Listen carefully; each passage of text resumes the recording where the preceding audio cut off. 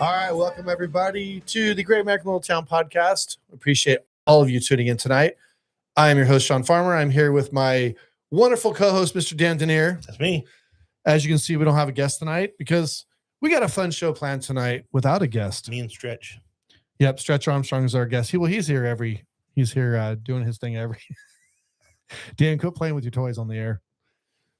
So like I said, we have a great show planned tonight. We're going to take a little trip down memory lane tonight. We have some old-timey Galt photos.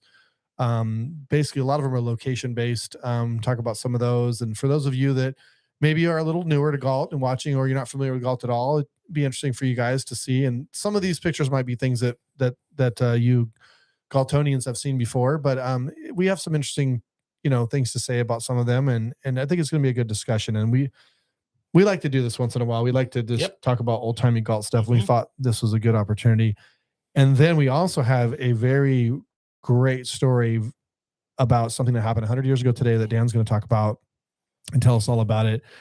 And it is really cool. So if you haven't heard about what this is. And it's related to Galt history. It's related to Galt history. It's a big deal. Some of you will be very shocked if you already. There was something posted online today about it today. But if you didn't see that, then it'll be very intriguing. And even if you did see the post. And even if you did see the post, there's a few other little tidbits we have that we're going to add to it that you don't know. That's going to be very interesting. So before we move on, I want to remind everybody our legal disclaimer is that the Great American Little Town podcast is not a podcast or speech platform associated with the city of Galt.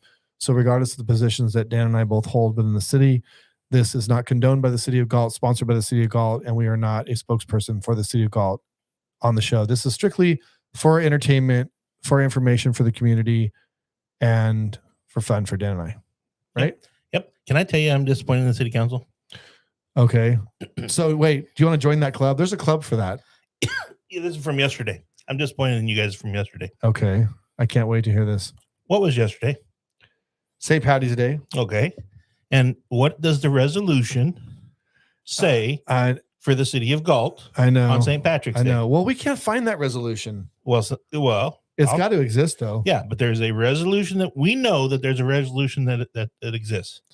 And it says on March 17th, the city of Galt is to be known as the city of St. Patrick. And so you guys had a city council meeting yesterday, and not a single person said that we're here for the city council meeting of the city of St. Patrick. I know. That would have been a perfect opportunity for that. I'm wondering, things are so different now from those days. I'm wondering if our city attorney would be like, "Oh, we can't do that." He might have we might have gave him like an ulcer or something. I don't know. I heard him coughing last night. So I know you guys kept him on his toes anyway. So for those of you that don't know about that, they back in the days, like in the 70s, they literally passed a city resolution that said on St. Patrick's Day, they would declare the city of Galt as the city of St. Patrick.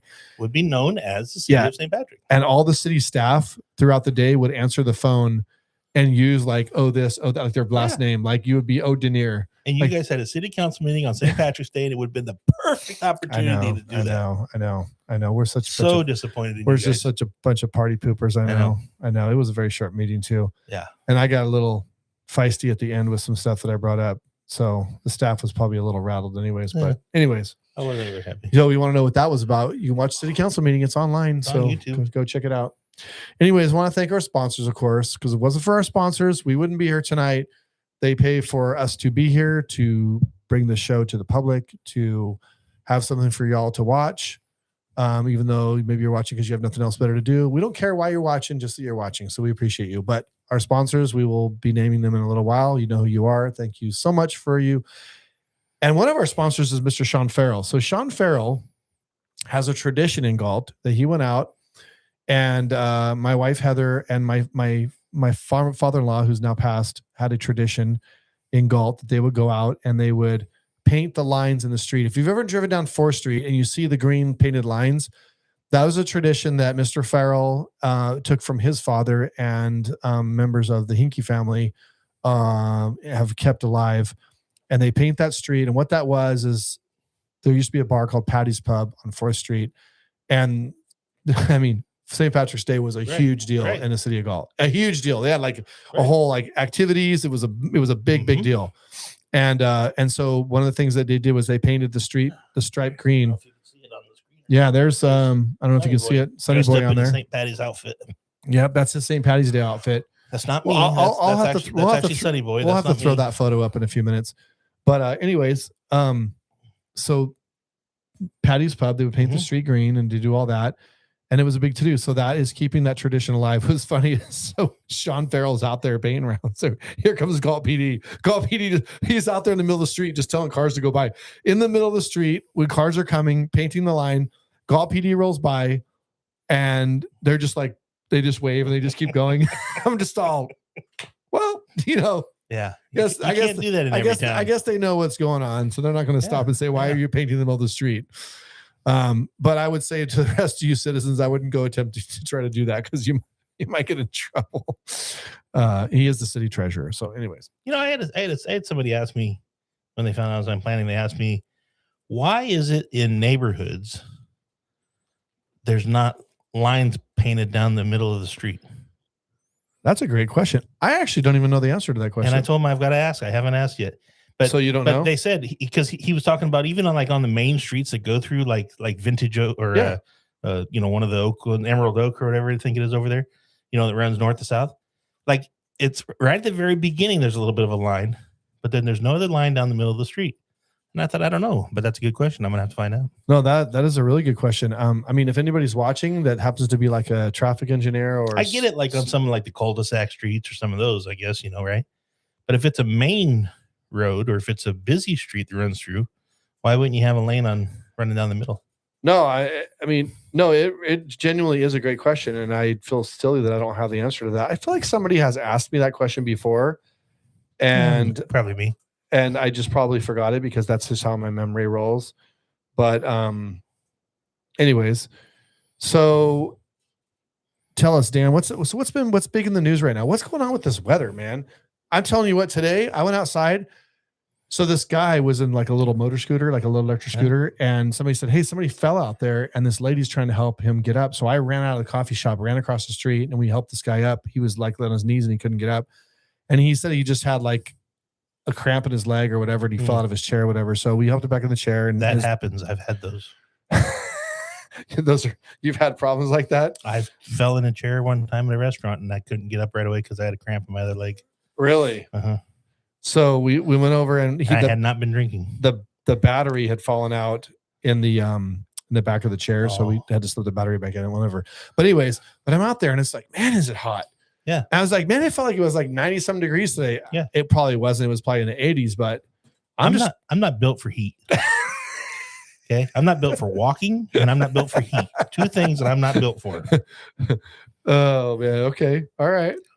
Yeah. And then Jen takes me to Vegas a lot of times in the summertime and makes me walk. So I think she's trying to kill me. Do you have life insurance? I do. Well, I think that was a bad idea. I know. First of all, don't get life insurance unless you've been married for a really long time, because you guys are newlyweds. And we watch all these crime shows on TV late at night, and it's always like, that's what we fall asleep to. And then I think subconsciously she's learning how to get away with murder. Yeah. She's getting the plan together. She's coming up with a plan. Oleander root and cyanide out of the pits of peaches or whatever. Yeah. Oleander root. Yeah, you didn't know that? Is that like a poison or something? Oleander is poison, yeah. Oh yeah, no, I do that. But like, I don't know. It's not the kind of poison that like you can just like put it in your food, you're gonna be all and start foaming at the mouth and die. It's not good, yeah. If you get too much, yeah. Oh, you could literally like fall over and die from that. Okay. All right. If you guys, people are wondering why I'm looking at my phone, I'm just trying to find this picture of Sunny so we can throw it up on the screen. So I apologize. So what else? So gas prices, man. Like, dude, I don't think there's a lot of things in the news. I don't think there's any gas in Galt that's like, so what is gas in Galt right now? Like about 550? 50-ish? I don't know. Something. No, I think it's about 550. It's up there. It's ridiculous. So you can get gas, just so you know, I checked again, you can get gas in Lodi for literally like under 525. It's like 510, 515, somewhere in there. And diesel is under $6 at a couple places in Lodi. I know it's hard to believe because diesel is crazy expensive in Galt. It's all ridiculous. But I want to bring back gas prices from when I was in high school. 89 cents, 90 cents. Cool. I found this picture. So I'm going to send it to Killen. Killen's going to throw this up on the screen. I'm going to send this picture to you, Killen. Bear with us, viewers. I heard we're going to cancel Cesar Chavez Day. Oh, yeah. What's going on with that? What is going on with that? I saw just snippets. I don't know, of it. but I haven't got the whole story. I just know that yeah, they're like, that's ridiculous. There's some accusations. Yeah, against him. something. But, yeah. But I know, like, when I was working, I was on the association board where I was working, and we just got Cesar Chavez Day as a recognized paid holiday. Well, now they're going to have to fill it with another holiday. Right. I know. It's like, oh my gosh. Maybe it should be Fandango Day or something. Oh, that'd be good. Yeah. So when you get that picture of Sonny, throw that up for me. We're gonna show Sonny Boys. If you don't know who Sonny Boy is, you're definitely not from Galt originally. But Sonny Boy is the unofficial mayor of Galt. He's passed now. But we're gonna. It's that picture there, but we're gonna throw it up on the screen so it's a little bit bigger. This is his. There was a shooting in Galt. Yeah, we'll talk about that in a second. Good, because I don't know much about it. Who was it that made Sonny Boy's outfit? Was it Donna Farron? I think so. Yeah. I think Donna Farron. Mm-hmm. I could be wrong, but I think Donna Farron. And shout out to the Farron family, actually. In our thoughts this week. Yeah, Joe Farron had passed away. Her wife, and so they have three boys, right? Yep. It's Justin, Derek, and Kevin. Mm-hmm. Yep. Yeah. And so, anyway, the Farrons were friends of my father-in-law's family, tongue twister. So anyways, very sad. And so condolences to the family on your loss. It's just another one of those people in that generation, assume they're all going to be gone. Your dad, my dad's gone already. So we have this picture up. This is Sonny Boy in his outfit that I believe Donna Farron made. Look, he's got his little goblet. This guy right here could party like nobody on St. Patrick's Day. I actually think that he lived for St. Patrick's. That was like his day. Am I wrong? I mean, yeah. Anybody that comes rolling in an outfit like that to St. Patty's Day is serious. I want one. Oh man. Oh, so if somebody wants to make Dan an outfit that looks like this, I'd wear it. Absolutely. Would you wear that? I would wear it. All right, you heard. I would wear it all of St. Patrick's Day. You heard it here first. You heard it here first. Somebody wants to make Dan a little vest with little clovers on it. Stuff like you gotta get the hat. You gotta get the little hat. It's got like a little elf hat thing on. And then you know what the hat looks like? Huh? The hat looks like a what's the Christmas Carol? Ebenezer Scrooge. Yeah. It looks like a pajama, pajama hat or something. I'd wear that. Oh my gosh, that's funny. All right. Anyways, we had a shooting in Galt. We didn't have live chat on. So, wait, so we didn't have live chat. We do now. All right. So, anyways, we had a shooting in Galt. So apparently, what happened is it was right here at 4th and C is what they said. Right down by the tire store. Yeah. So what happened is the car pulled up and took a couple shots at somebody who was walking. Apparently, some person was walking. And again, this is all unofficial. This is street information here. Okay. Somebody that may or may not just got out of jail that's known to the city, just being whatever. Anyways, so we took a couple shots. So people knew each other. Let's just say that. So it's a known thing, right? Anyways, there was footage. There's video footage and blah, blah. PD has that, all that stuff. So anyways, they end up apprehending a car. The vehicle matched description. They apprehended, I think, 2 or 3 suspects. They discovered firearms and all that. So they have the suspects in custody. And so that's what I can say publicly. It wasn't just a random act or a random occurrence. No, I mean, but it doesn't discount that it's a serious thing. Crime in this town is just getting out of control, Sean. Yeah, we're going to speak about some old time crime, some crime that happened way back in the day. And you want to hear about real crime, you got to stay tuned for this. We had some serious things that happened back in the day. We're going to be sharing that here pretty quick. We don't have any sports stuff this week, do we? Nobody's giving me any sports updates, so I don't have any updates for y'all with sports. I don't know, but I have a fact for you when we get into our history thing about sports here in Galt. Okay. Historical fact. Okay. Remind me. Okay, I'll remind you. Okay. I'll tie a little piece of twine around my finger to remind. So we did have a city council meeting last night, and it was a very short meeting, as we mentioned. Nothing really significant happened on that meeting. We did have a bunch of folks from Cornell Road. They came and a couple spoke. They're concerned about the fairway. They call it the fairways now, but it's the Fairway Oaks Project, whatever. Over there off of Cornell Road and Ranch behind Creekside. So some people came, and there's some concerns about drainage with the wall that they've built, and they're valid concerns. So we asked staff to make sure that we stay on top of that to make sure that we don't have any issues. My concern is, as you're a planning commissioner, the one thing we don't want, and we've talked about this before off there, One thing we do not want is for this developer to build this project, sell all their houses, and then pack up their little circus and leave town. And then we have issues after that we have to deal with. So we get left with basically a proverbial box of hand grenades that gets left behind, right? Yeah. One thing we don't want anytime there's a new project being built next to existing homes, especially homes that have been around for a long time, is we don't want that to have such a negative impact on those existing residents. And well, it's going to have an impact, but a negative impact to the point of, the flooded yards or the unfair negative impact. Not just like, oh, I don't want houses built next to me, right. But the not in my backyard doesn't work argument. But if what's happening next door is now flooding your yard or is now, there are issues there. There's some real concerns. And we've talked about this before. Not to go down a rabbit hole on this project because that's what we're going to talk about tonight. I want to get onto some fun stuff, but this project is fairly unique because it is one of out of all the projects that are going on in Galt right now, it is one that actually is special because it butts up right up against existing older neighborhoods that were built way back in the day. This is not, okay, here's a neighborhood that was built like, in 2010 years ago, and now we're expanding that neighborhood. This is like 1960s, 1970s homes. Mm-hmm. And this project is butted right up against them, and it is having some impacts. There's a lot of nuances with this project, and it's frustrating. But anyways, I want to remind everybody a couple other city things before we get on to sharing some upcoming events. Is we have the compost for the city. The city has the compost, so if you're doing yard work or whatever, they have it a big piles of compost up by City Hall. In that. Did they refurnish it? Because I drove by there the other day and it looked pretty empty. They're supposed to be replenishing it regularly all the way through April. Oh, okay. So if you do drive by there and it's not there, check back in a day or so, or you can call Public Works and say when are you going to have a fresh load of compost over there, because it does go quick, but they are going to be replenishing on a regular basis. So if you're looking for piles of bull manure, go to City Hall. Yeah. I knew you were going to say that. Lots of BS at City Hall. Yeah. You're so funny, Dan. I still like that joke. Yeah. No, that's hilarious. Shout out to West Coast Greatest Voice, 8619. What's the 8619, JT? So JT Thomas tuned in our show. Thank you for watching. Appreciate it.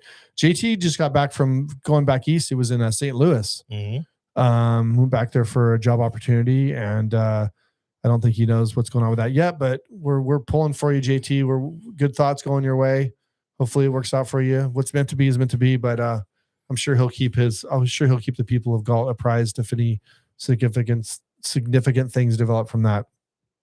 But I want to know who in the heck he talked to that wants to ban alcohol sales in Galt. Dude, right? Yeah. I want to know who that person is, because that person, I need to have a long conversation. I was actually pretty surprised. I was surprised, but not surprised about how many people were just like, "Oh, hell no, hell!" I'm going to say, wait. I'm going to do my JT impersonation. I hope you're watching. I go tell you, oh, hell no. Yeah, that's my JT impression right there. Yeah. My response to that was, that's a good way to end the campaign before it ever gets started. Yeah, no, I don't think that guy should run for office. No, definitely not. Yeah. And then, so anyways, I don't know who it was. JT wouldn't tell me who it was, but yeah. Well, I'll tell you what, if that ever happened again, if prohibition ever happened again, I'd just start making alcohol. We'd be, yeah. Dan's going to start a still corner of my property. So, anyways, we're gonna throw up a couple community events that are happening real quick. We'll go through these fairly quickly, and then we'll get on to our nitty gritty subject. Some fun stuff coming. By the way, we also have trivia tonight, and we're gonna give away some cool stuff. We got some swag. We got some podcast swag that we're gonna give away, and we also have a gift card. So make sure you stick around for the trivia. It's gonna be a good one tonight. It'll be historic to Galt. Actually, I think they're all historic, but whatever. I want to remind everybody, so flyers on the screen right now, spaghetti dinner to support American Legion. This is for vets. Support your vets, March 21st. That's coming up real quick here this weekend, actually, right? Yeah, 6 o'clock. Grange Hall on 5th Street. So show up, support your veterans. $30 for one ticket, 2 people for $50, and it's going to a great cause. Our next event is going to be we're jumping around. All right, we got live stand-up This is March 27th. We talked about this. These are great. Oh, we skipped again. Yeah, these are great comics, guys. These are good people. So if you want to, and there's no cover charge or anything, show up River Rock Brewery. River Rock's one of our sponsors. You want to have a beer, listen to some good comics. Free comedy show in Galt. Free comedy show in Galt. Free, folks. Free. FREEEE. Free. Tips are encouraged. Yeah. So March 27th, Saturday. I'm sorry, Saturday, Friday, March 27th, 9 p.m. And I'll tell you what, you know what talks about real quick. You know, when we were doing our comedy shows up in Brewster's and stuff, right? Mm-hmm. A couple of our headliners or a couple of our acts ended up have kind of made it big, right? Yeah. Like they went on Taylor to, Tomlinson had her own show on CBS, right? Late night show for a while. And somebody's like on 2 America's years. Got Talent, right? And then Mikey Winfield was on the top acts, one of the final acts in America's Got Talent. Mm-hmm. So when you go to a comedy show like this and you see these acts, you never know which one of these may end up being the next Robin Williams or, you know, Billy Crystal or somebody like that. You never know. Billy Crystal. Is that who you thought of when you thought of a comic was Billy Crystal? Yeah. Where did that come from? People are like, anybody young watching the show is like, who's Billy Crystal? Yeah. Anyways, all right. Our next event we got coming up, I believe, is waiting for Kellen to cue it up on the screen, is the prime time for the Warriors. This is a big one, folks. Yeah, this is a big one. Athletic boosters for Galt High School. This is all the athletic programs for Galt boosters. Yeah. This is a prime rib dinner. It is $65. I mean, you can't even get a prime rib dinner practically for $65 at a fancy restaurant, much less support a great cause in the process. Scan the QR code, buy your tickets. It's March 28th at 5:30. The music in the bar opens. That's the important part. You want to get there when the bar opens because that's the key. Yeah. And then 7 p.m. is dinner at the Littleton Center. That's where all the stuff's live happening. auction, silent auction, music being dancing. Tune in. Yeah. Dan and I will most likely be there. As a high probability. You know what? Bought our tickets. I think that what we're going to do at this event, we're going to walk around and we're going to interview people at this event for the podcast. So we're going to walk around and talk to Galt folks and do some red carpet type thing with our show. And we're going to post some of those reels up on our show. So if you're there, look for us and see if you can get on camera for a minute or two. And it should be a great event. Moving on to next event, we have the senior tea dinner. This is for Dan. Dan's going to go to this. Just gonna say, are we going to this? Dan, you can go. I'm not going to go. It's a social. Yeah, this is a great event, though. Seriously, this is hosted by the City of Galt, Cibola Center, Thursday, April 2nd. This is a senior tea, dance, and social. So if you're a senior and you want to get out and meet people, if maybe you're single senior and you want to get out and meet people of the opposite sex, or you just want to find people to hang out with, or you and your wife want to go and meet other people, it's a social, it's a dance, it's a way to meet people, whatever. You know, 20 years ago, I probably would have made a few more jokes about this, but being 51 yeah, you now, can because you're right there, 51, dude. Technically, I think you're a senior already. I don't know. Yeah, this one touches a little too close to home now. Yeah. All right. Next event is the City Shred event. No, this is not an event at the skate park with skateboarders. This is for shredding papers. So if you have documents you want to have shredded, the city does this for free. You show up. I think you're able to do it's a lot, like 5 boxes. I don't know. Quite a bit. Yeah. So it's on 411-26. I believe they do it at the flea market grounds. I cannot remember exactly, but I think so. This is on the city's webpage. I think they kind of set up in the parking lot right there. You kind of come through. Yeah. You can find information on this on the city's webpage. So this is the one we've been talking about. This is a community garage sale type thing at the flea market grounds. So it's $25, folks. Mm-hmm. $25 for a booth. You can go and sell your own stuff. So instead of having a garage sale your own home, you can go to the market. It will be a centralized location. It's on a Saturday. So it is on a Saturday weekend. I want to emphasize that this is not like the normal Galt flea market. This is a Saturday, April 18th from 9 to 2. Dan and I have been talking about going. Mm-hmm. We'd like to maybe set up a booth there and sell some more stuff. I expect to be there with a giant truck full of stuff. Good. And come buy stuff from household stuff, all kinds of goodies. Come buy stuff from Dan. Dan will give you a great deal. If you mention, be surprised what I have. If you mention that you are a loyal podcast viewer, we'll give you 25% off all Dan's items. Oh, baloney. Yes, you told me. Yeah. Oh, well, whatever. Hey, just so you know, Dan's very negotiable. So if he quotes you a price, there's always room to go down. Oh, there's always room for negotiations on prices. I like to negotiate prices. Hey, I told everybody how I roll. When I go to sell stuff, look, if somebody picks up an item and shows interest in it, there will be a deal struck.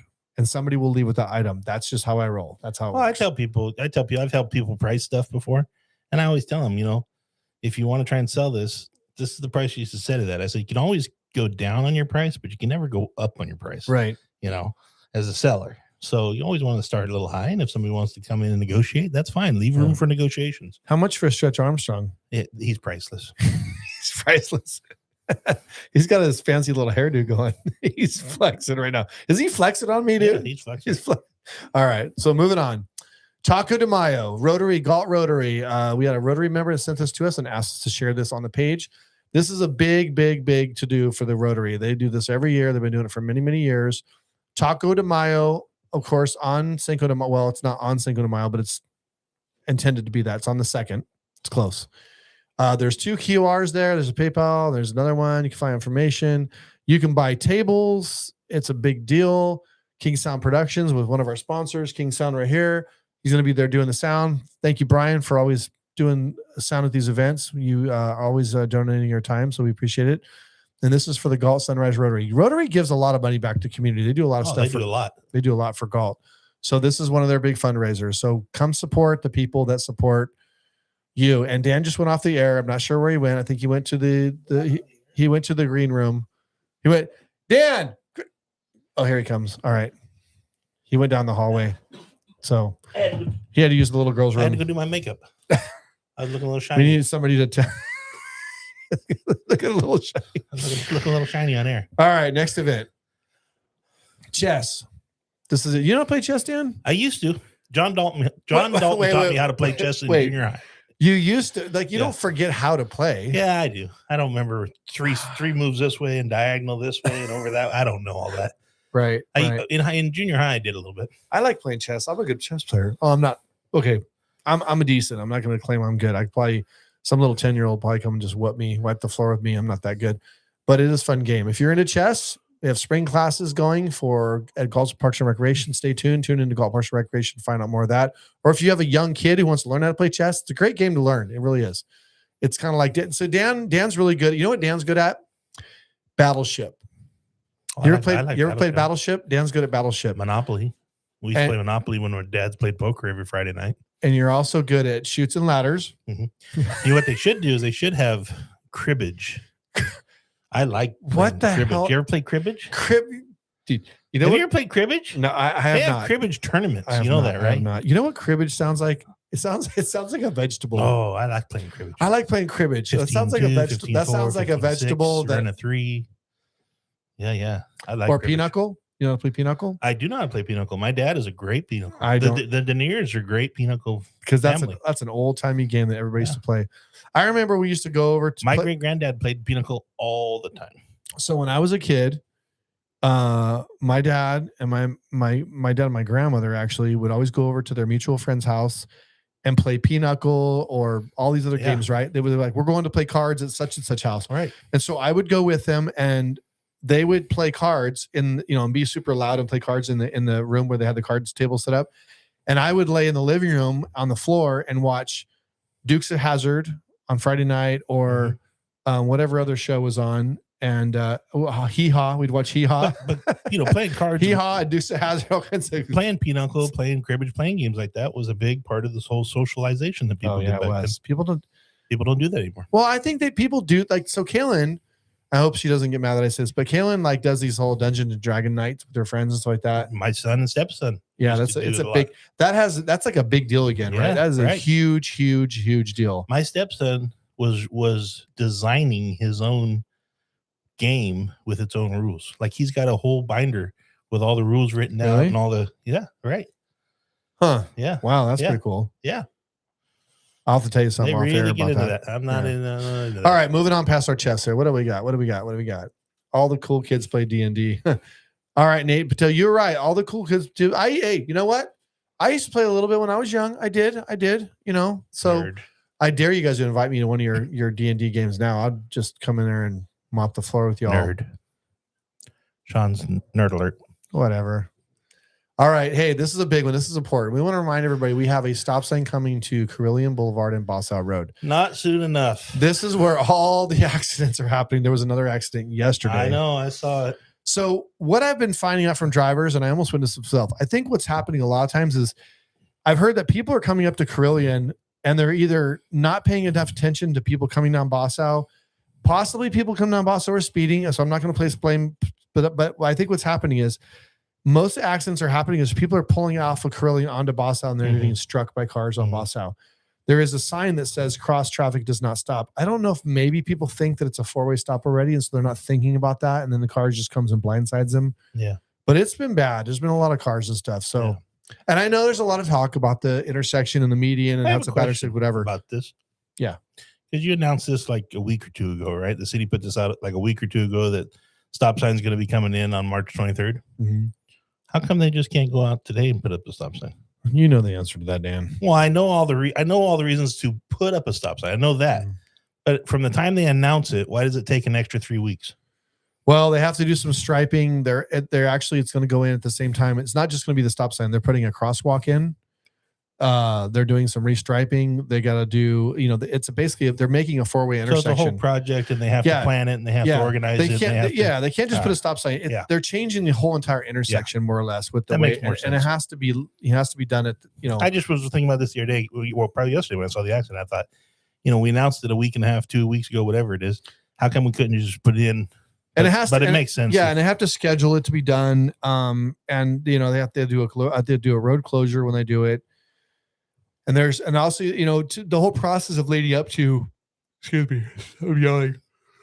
This happens when you get real super early. Yeah, yeah. Anyways, I know stop signs are very boring. Anyways, there's a whole process, and you have to do a traffic study, and there's a whole protocol and all that. So not to bore you guys, not to put you guys to sleep with my. What's next? Yeah. So, moving on. I want to talk about stop signs. I wanted to say though, going back to the stop sign for a second. Listen, I have to state though, I want to remind everybody, every time there's a traffic accident, almost all the time is because a driver was either negligent or didn't pay attention or was doing something wrong or whatever. Accidents don't happen because everybody's driving perfectly. So to say that, an accident happened because, unless you're driving on the road, the wheel flies off your car and it was like a mechanical failure that caused an accident. That's different, of course. But I just want to remind everybody that because people are so quick to blame the street, the way the street's designed or the intersection or the whatever. And that's just, not always the case. Speeding and operator error. Tennis courts will be closed for maintenance. So tennis courts and the pickleball courts at Community Park will be closed. For 3 days. Go over there and play this week. Yeah. Do you play pickleball, Dan? Never in my life. Hey, I actually would love to play pickleball. That's another thing I'm not built for. Yeah. You're built like a pickle, but you're not built for pickleball. That was pretty funny. Hey, anybody watching this, a pickleball player that lives in Galt, I would love to learn how to play pickleball. I'm a tennis player, so I think I could pick it up fairly quickly, but I would like to know how to play pickleball. I would love if somebody wants to invite me out to play pickleball, shoot me a message on Facebook or email us or something and let me know. I want to learn how. So somebody invite me. I'm looking kind of like badminton and tennis combined, isn't it? I agree. I think it's tennis for old people is why I look, because you don't have to run a lot. You don't move. No. You don't hardly move your feet. You just stand still. Yeah. Sean needs lessons. I do. I want to learn. Somebody invite me. So anyways, moving on. Next thing, we got a lot of flyers. So is the ball called a pickle? There's a reason why it's called pickleball, and I can't remember the damn story behind it, but there's a story behind why they call it pickleball. Badminton uses a shuttlecock, which is the dumbest word in the world, but yeah, is that it? Is that all the pickle? All right, that's it for all the community events that we're advertising this week. So I want to remind everybody to tune into the show. We have trivia. We're going to give away some stuff, so make sure you stick around. Shout out to our sponsors quick before we move on to the fun stuff. Galt Chamber of Commerce, Velvet Grill and Creamery. I want to give a little shout out to it's a sponsor highlight. We do these from time to time on River Rock Brewery. Okay, well, let me get there first. I'm going to name these ones today. Go ahead. Chandler Gross Group, Frontier Performance Lubricants. Now we're talking about the River Rock Brewery. Go ahead. Oh, River Rock Brewery is a craft brewery with homebrew. So did you know this? They actually have homebrew supply. They sell supplies for home brewing. I did not know that. I did know that. I did not know that. So they're known for their relaxed, family-friendly atmosphere. They serve a diverse selection of beers. They actually brew their beer on site. They offer a variety of core and specialty brews, non-alcoholic options, and they host several events, as you know, like comedy shows, for example. Guests are welcome to bring their own food. You can bring your own food in there, and the brewery has games like pool, foosball, and Jenga that you can play while you're there. So And you they're bring your own food. constantly donating things to groups within town.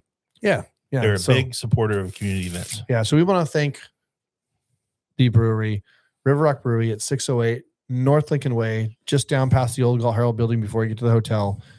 So if you want to go have a cold beer, stop in and visit them and support them like they support our show. So thank you very much. I've never actually bought homebrew stuff before because I was always afraid that if I made something, it would probably poison me. So Nate Potato says, I always thought it was called pickleball because you're supposed to drink vinegar while playing. I'm pretty sure that's not why.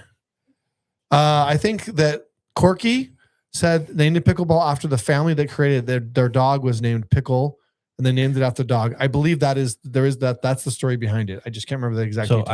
I have a combination of pickleball and River Rock Brewery. The other day I bought a 6-pack of pickle beer. Do not buy pickle beer unless you really love pickle juice. That sounds disgusting. It was. Yeah, no. There's still a 4-pack in the fridge. All right. Took me 2 beers to realize it was bad. Wait, let me get through the rest. Okay. All right. Rest of our sponsors. Let's get through this. Parker Realty, Casey Boyd Insurance, NorCal Spreading, Azevedo Quality Harvesting, Mr. Sean Farrell, Spawn's Cookie Company, Ward Engineering LLC, Best Western of Galt, Next Generation Barbershop, King Sound Productions, American Paving Systems, Laheim of Galt, Moriscos Las Eslitas, Electric Hair Studio, the Fandango Club. No, not the Fandango Club. Yes. And you have a couple more, though, that aren't on there. There's a dentist. Yep. Dry Creek Family Dental over by Horizon Church. Yep. They took over for Hilder. Dr. Hilder. Dr. Dave, they call him. Dr. Dave is a really cool dude. He does great work. My family's been using him. And he's very affordable and he does great work. And if you're looking for a dentist, Dr. Dave at Dry Creek Family Dentist, located on Pine Street. Yep. Right there across the street, right next to Dutch Brothers. So just from the parking lot from Dutch Brothers, right in that little, it's like the building that has like the little brick arches. Brick building. Yeah. So shout out to Dr. Dave. We appreciate you. Thanks to our sponsors. We appreciate it. Thank you, all you folks. All right. So we're going to take a trip down memory lane. Oh, boy. We're going to be teeing up some pictures tonight. We're talking about some old timey stuff. All right. And it's going to be fun, I think. A little nostalgia for those of you who may not be that familiar with Galt or tuning in from somewhere else. So whenever you are ready to throw these up, we got a little. First picture is going to be, no, not that one. Let's start a different one. The A&W. Oh. For those of you guys don't know, this is the A&W. Yeah. So the A&W was there when you were a kid, right? Yeah. A&W originally started in Lodi. Right. But they didn't look like that. It looked different than that. When I was a kid, it looked different than that. Yeah. It looked more like kind of like it did today, I guess. But so the A&W in Galt, yes, for those of you who didn't know, we did have an A&W in Galt. If you're wondering where this building is, this is where Tacos Romero is, right across the street from the high school. So imagine having the A&W right across from the high school, how popular that would have been with high schoolers. Go and get your root beer floats, your bacon burgers. I always think, when I think of A&W, I always think of not just root beer floats, but I always think of bacon burgers. Why is that? They had a lot of burgers with bacon on them. Is that what they do? Yes. I don't know why I do that. But they opened, I believe, in 1962, I recall. 1962. This one. Yep. Yeah. Yeah, this one here is open 1960. I don't know what year they closed it. I want to say it was in maybe like 1990-ish, 1989. Was it still there when you graduated? Somebody said that. I've seen. No, it wasn't 93. I know that. It was before that. I think it was before that. Because I don't remember it. It turned into like a Chinese food place or some goofy Chinese and donuts. Chinese food and donuts. That's it was a combo. Yeah. Hey. Yeah. Hey, because when you think of donuts, you got to think of Chinese food. And I always think they go donuts, hand in hand. So, yeah. I don't know if it was open when I was in school. So I'd even say I know somebody else said like 91, 92, but I don't know if that was right because I don't ever remember being open when I was in school. So wait, okay. So correct me if I'm wrong. Don't we? No, I'm thinking of it. What's the restaurant over on the east side that had like the combination? It's closed now. It was like Long John Silver's and was it KFC? Yeah, and something else. And A&W, KFC, and Long John Silver's. It was A&W. Are usually are usually a combination in restaurants. Did ours have an A&W? I don't remember. No, I don't think it did. I think it was just Long John Silver's. But there's one up in the Thomas that has all three of them still. Okay. Mm-hmm. Anyways, yeah, but that would be cool. Bring it back. Bring back the A&W. I remember going in there when I was a kid, and they had one of those egg machines where you put a quarter in, and it goes. Yeah, it would make a chicken noise, and then it'd pop out an egg, and there'd be a toy in the egg. Yeah, yeah. But you know how what's that called when you when like they show you something of back then, and then they show you another label, and they ask which one was it because maybe they changed the name or changed. And so there was the chicken one, but then there was also a Fred Flintstone egg dispenser one. Do you remember that one? I remember that one, yeah. And so I can't ever remember if the A&W had the chicken or the Fred Flintstone because I remember both of them. But you know what was weird is so the A&W didn't look like that when it was there when I was a kid. But I remember going in there with my dad for breakfast. They had like biscuits and gravy and some other stuff for breakfast. I know it sounds weird for A&W, but I just thought it was weird. It's like it was A&W still, but they had breakfast. And if you went in with your dad, it was probably a 2-for-1 deal, and he probably had a coupon. He probably did have a coupon, yeah. And he probably tell me, hey, kids under 12 eat for free. So I know you're 13, but just tell them you're 12. No, he used to always do that. I used to get so mad. I used to get so mad when my dad would be like, we go in the movies, he'd be like, tell them you're 12 because you get it in cheaper. And I'm like, Dad, I'm 13 now. So proud. No, you're 12. Nah, I used to hate that. But anyways, we used to go in there and eat breakfast. And it was weird because it was like all the old timers. Remember how the old timers would go in like Frosty and there was all these certain places. Well, for a while, A&W was like this place to go for breakfast. I don't know. It was bizarre. But anyways. All right. What's our next trip down? Where are we going next on our trip down memory lane here? A&W. They had great root beer. Yeah. You can still buy a gallon of it at the Lodi place. All right. Hey, I know that place. Galt Middle School. Yeah. Galt Middle. Did I even put this in the queue? I didn't even know. Now, do you know that was Galt Elementary School at one time? I don't know that I knew that. Yeah. It was Galt Elementary School before it became Galt Middle School. So, does anybody in our chat want to tell me what's in this spot now? Come on. Somebody's got to be watching the show. They can tell me what's in this exact location right now. So, there's no longer Galt Middle School. And McCaffrey Middle School is our new middle school, and that's across the big, tall building is the cafeteria. And then just to the right was the principal's office and the main office and secretary's office and all that stuff. Yeah. And then the classroom started from that point on. Galt Middle. And then you had the playground was over to the right and all back in the soccer field and all that stuff. But Save Mart, Sean Farrell. Thank you, Sean. Yep. This is where the Save Mart shopping plaza is now. You know, what year was like 1990, right?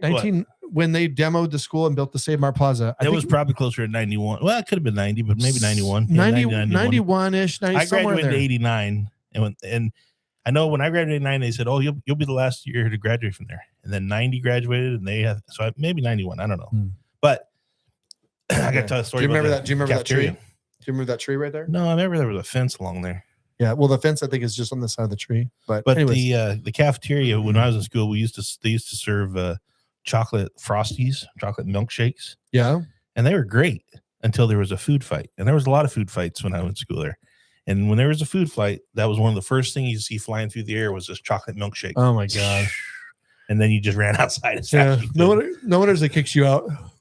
And then no wonder Dan got kicked out of the 6th grade. Well, on the left side there was a fence that would go over to the shopping center and the car wash. And you could go through the fence, right? Yeah, there was a hole. Yeah, there was an opening.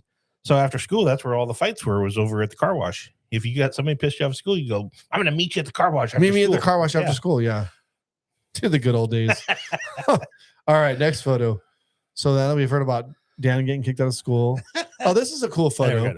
So this one I left the verbiage on it because I thought it'd be interesting for people to read. So this is participants heading down Lincoln Way to join that parade in 1950. So this is in 1950. Okay. I believe that is blacktop. If you look closely, it looks like concrete. It's not dirt. It's concrete, but it's just Lincoln Highway. That's the Lincoln Highway. Yeah. And this is basically heading towards, you see those telephone poles in the background. You'll see a tower over to the left of one of those poles. That's the high school. So this is looking bell tower. So this is heading south down Lincoln, right about maybe where Wendy Hope Drive is. Yeah, maybe even a little bit further north of Wendy, not quite to Wendy Hope, but basically not to the high school yet. Yeah, and this I don't even think you're at Wendy Hope there. This is what it looked like. Isn't that crazy? I'm trying to see between those telephone poles there's like a building there, but I don't think that's. All right. So going on to the next photo. All right. I want to talk about this. This is interesting. Mm-hmm. So this is on the Lincoln Highway. Mhm. This is so the Lincoln Highway we were known as like gasoline alley. There was gas stations all down Lincoln Way. There was several. There was one where the there dollars. was lots of competition. So this one here was right where, if you all know where Stratton's Pizza is, this was right across the street in that big empty lot. So basically that building next to it, that looks like a house off to the left behind that car, that would kind of be where the Gettin' place is, the thrift store. That would kind of be where the thrift store is now. I thought the gas station was where the empty lot is. It is. So the building you see to the left, to the left, yeah, I thought you were talking about the building to the right here. So this is where that empty lot is. Yeah. And the reason I think this is interesting is, so there was a gas station there. Mhm. There was a gas station down at the curve. They call it the Curve Station, which is right about where you take the turn to go to the Flea market. to the flea market, and where the Galt pool is. There was a gas station right there. There was also a gas station right there where the Old Town Diner is. So just past where the old theater, there was a gas station there. There was also a gas station where the current dollar store is, right next to Tacos Romero. There's a gas station there, and there was so there was literally gas stations all down the street. It's funny how people always say, "Oh my God, we have so many gas stations in Galt." There's always gas stations. We literally had so many gas stations in Galt in a much smaller community. And there was like 1,000 people that lived here when that existed. 1,000, maybe 1,000. So there is like in the background, which I think we have another photo. There's like these little bungalows. You could rent a room. You could, like, if you're passing through, they would advertise this thing. We have clean rooms, clean bathrooms. That first photo we had, Caleb. The first photo, that was the that one right there. So this is zoomed in. See that you could park your car. There was 2 little garages. You could park your car in there, and there's a little bungalow. There's the door, and you could rent that for the night. It was almost like a motel. It was like the early version of a motel. That's like a $2,000 a month rental now. Right? Yeah. Anyways, and see that little sign right there? Yeah. I can't read what it says. Say bait. I was gonna say bait and tackle. Bait and tackle or something. I can't read that. But look at even how the telephone pole was painted, and I don't know, it's just different. So this is right across from Stratton's Pizza, folks, for those of you trying to figure out where this is at. All right, next photo. What do we got? All right. Well, here's St. Patty's Day photo. We think this is from the 1970s. This is the alley behind the Estrelita Ballroom and behind our studio. Like, we're literally the building on the right is where we are sitting right now, in that building right now, in that studio. These guys are probably hanging out right now outside in the alleyway, having their little. I looked at this picture. It was up the other day. Did you recognize anybody? I looked close and I didn't recognize anybody. No, definitely from the 70s, because there's several people that are wearing like serious bell bottoms here. So we think it's like, mid 70s, maybe late 70s. We just know it's hairstyles don't give that away at all. Yeah, no, right? Yeah, look at everybody's drinking beer, everybody's hanging out in the alley. Yeah, what a great. This is the old time. This is the old days in Galt right here.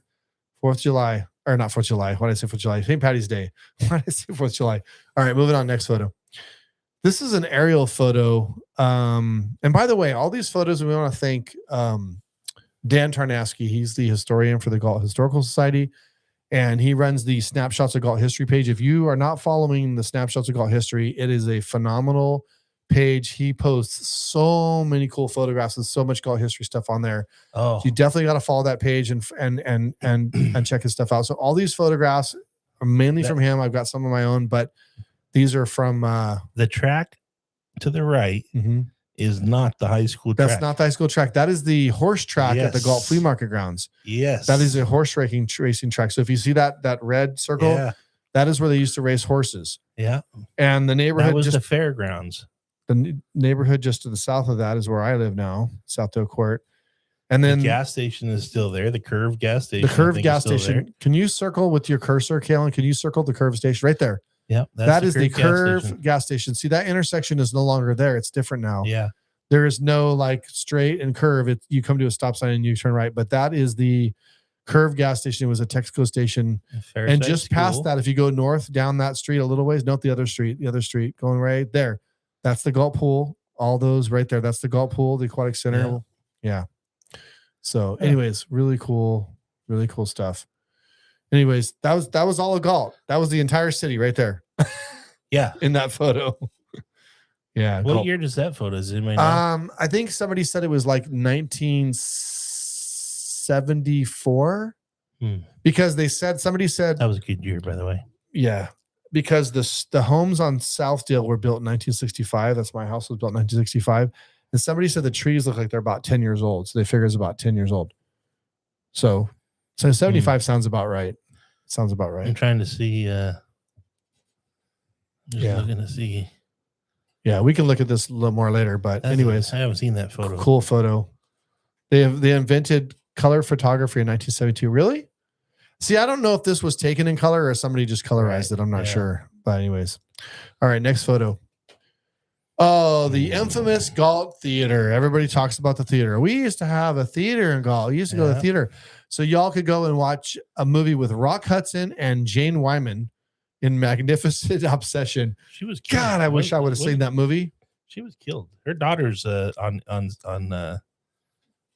what's the NBC crime show? It's been on forever. Huh? Dateline? No, it's a TV show. CSI? It's an NBC one. I don't know. I don't watch those shows. Anyways, so this is the Galt Theater. This is the Galt Theater. Okay. So if you're trying if you're trying to figure out the orientation of what we're looking at here, so this is the theater building is obviously still there.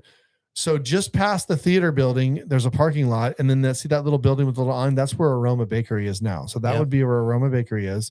The theater building still exists. It's where the Galt Urgent Care is coming, or they got their stuff up. I don't know if they're open yet, but so this is where the Galt Theater. What I want to know is where that sign went.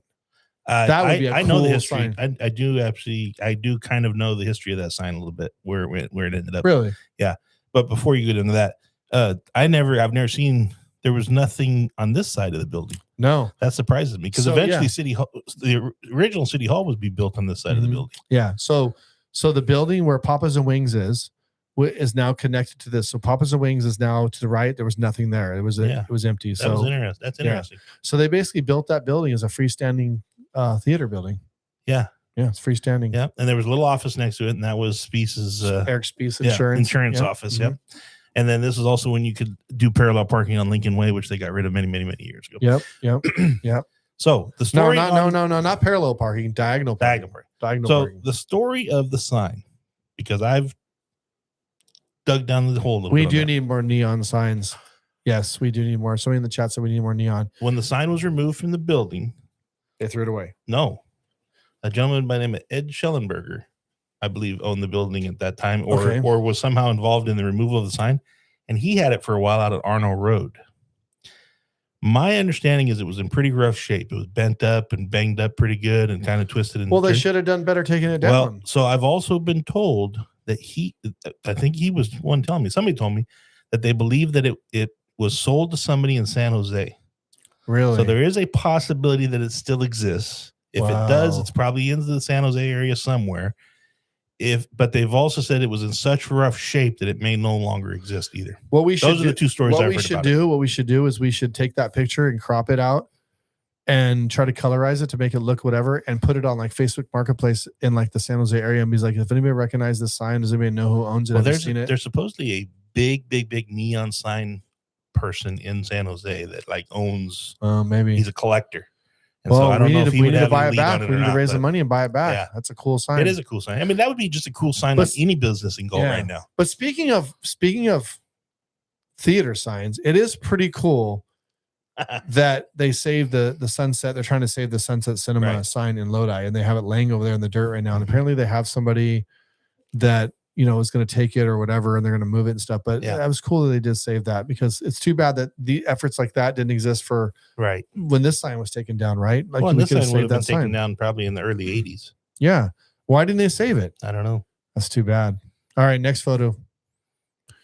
Yeah, we're the Galt pickers. We definitely this. This one's gonna be a tough one. So this is a Midway Cafe. So in this photograph, this is why I left the writing up. The Midway Cafe was located on the corner of B and Lincoln.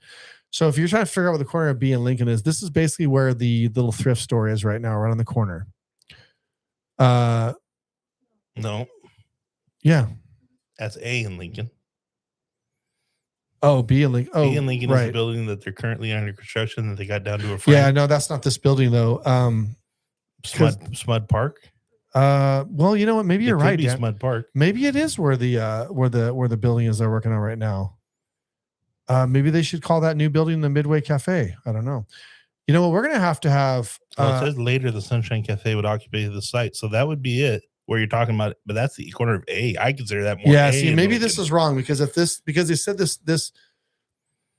Oh, Dan Tarnaski says Dan's right. So Dan's right, meaning that this was in the O'Hara Realty building. Either there or Smud Park, one of those, like in that area there. But it says that the Sunshine Cafe would later occupy the site. My grandmother owned the Sunshine Cafe for 3 years from 1950, was it late 50s, around 1950 actually. And when she owned it, it was right on the corner. The building was moved across the street. Oh, okay. Okay. Well, that makes sense. There you go. We solved it. Thank you, Dan. That's why he's the historian and we're not. There is another photo, and I don't think we have it, but there is a picture, an old picture of B Street, going down looking towards the railroad towards track. the church. Yeah, and it's got like a big sign that I think says Galt above it. Yeah. And so that would be somewhere, would have been on one side or the other. Anyways, one of Galt's early restaurants. I like it says Midway Cafe, home of good eats. But it wasn't just a restaurant. Did they serve gas too? Is that a gas pump out front? I think that is Those are gas signs. Yeah, that's definitely a gas pump out front. Yeah, interesting. Well, this is early too. I mean, it says 39. So yeah. See? Yeah. All right, moving on to next photograph. Galt High football. I want to throw this in here because this is almost 100 years ago. Yeah. This is almost 100 years ago. And those are some stunning outfits those guys are wearing. This guy on the far left, he don't even have a helmet on. He's like, I don't need a helmet. I'm too tough. Most of those guys in that photo, as far as the players go, were born probably between 1913 and 1916. It's likely that those gentlemen, the players, because that would make them about 14 to 17, 18. Yeah. So obviously they're all gone. What a picture. Yeah, that is a cool picture. This is how long Galt football has been a thing in this town. This just shows you. And this is a great photograph too. Look at the football he's holding. The one guy in the middle. I like how why are the pants so tall? That's what I want to know. What was with the? Well, they would have had padding in the sides. Those are hip pads. Oh, that's true. That's makes sense. And they were probably sewn into those pants. This is why you're the smart guy on the show, Dan. But no shoulder pads, leather helmets if they wore them. Yeah. No face guards. No face guards. People are getting teeth knocked out and broken. It was a lot more like rugby than it is football back then. Yeah. All right. Next photograph. The pants are goofy. Oh, we have a question from a chatter. Says, how long was the Midway Cafe open? I talked to my boss about Galt, and the only thing he remembered about Galt was eating at a cafe/restaurant that I had never heard of. It probably wasn't that one. Yeah, but Midway Cafe was closed. Way. It might have been the Sunshine Cafe, or it might have been. I mean, there's been a lot of restaurants and cafes. Lee's Cafe. Yeah, if you can remember what it was called, Corky, you could throw it up in there, and we can maybe shed some light on it. Because you got Dan in here, and you got the other Dan online, Dan Tarnaski. So you got very knowledgeable Dans in the room, and then me. I'm just here just to talk. So. All right, next slide. Hey, I threw this up because you have a family member in here, Violet Denier. I know a few of these people. Yeah. You know who Sharon Fernandez is? Yeah, that's Spons. Sharon Spons. Sharon Spons, yeah. So these are candidates for Homecoming Queen in 1959. Yeah. Violet Denier from left to right. Violet Denier is still married Joe Whaley, became Vi Whaley. She was the secretary at Galt Middle School for many years. Oh, really? Yeah. Carol Burrows. Sharon Chittenden. I don't know how you said that name. That's a goofy name. And Darlene Pearson. Yeah. So yeah, these are some notable names in town, and I just threw this up there now because they were really. So who was Violet Denier? How was she related to you? Her and my dad are first cousins. Violet is Louis Denier's oldest daughter. Okay. Mm-hmm. Yeah. All right. So Corky, you say Sunshine sounds familiar. So the Sunshine Cafe was actually still there when I was a kid. It was right there where the thrift store is, right on the corner of A Street and Lincoln, and right next to the tax office, but on the corner. And there used to be this long counter in there, and there was like stools that went all the way down. My dad and I used to go in there, and we'd get ham and cheese omelets. That's where that came from. 2 for $1. That's where we used to get the ham with the hot chocolate. Yeah, no, I don't know. I probably did get hot chocolate. Yeah. But I have an article from the Galt Herald from 1950 where it says Gladys Farmer, the proprietor of the Sunshine Cafe is hosting a birthday party for her sons, Jerry and Leroy. And that was my dad. And he was turning 8 years old, I believe, because he was born in 42. So it was his 8-year-old birthday, and they were having it at the cafe. It was a big birthday party. So yeah, it's pretty cool. All right. Next one is this. This is kind of cool because look how many people are in this picture. This is a dance, and it said that most dances were held outside on dance platforms. There was a large rectangular platform built about 1 to 2 feet off the ground. Most were built for specific dances and then dismantled. So I thought this was cool because we actually built the dance floor for the old Galt Festival. And you said this was down by the railroad tracks, right? That's where the old Galt Festival. It says this dance platform was near the park by 4th Street. I read a newspaper article just within the last few days, and it was 100 year, and they were talking about a dance being held at the American Legion Pavilion on 4th Street. Really? And so, and of course, the flagpole was dedicated, right, to Lippy and and Joseph Smith. Yeah. And so I wonder, remember there used to be like that bandstand that was there? Mm-hmm. And I'm wondering if that American Legion Pavilion. No, I think, what year was there had to be something. What year was the article from? I want to say 20s or 30s. Yeah, no, that pavilion was built way after that. Right. After. But what if there was one that existed prior? Oh yeah. It was probably a ginormous replaced it. thing.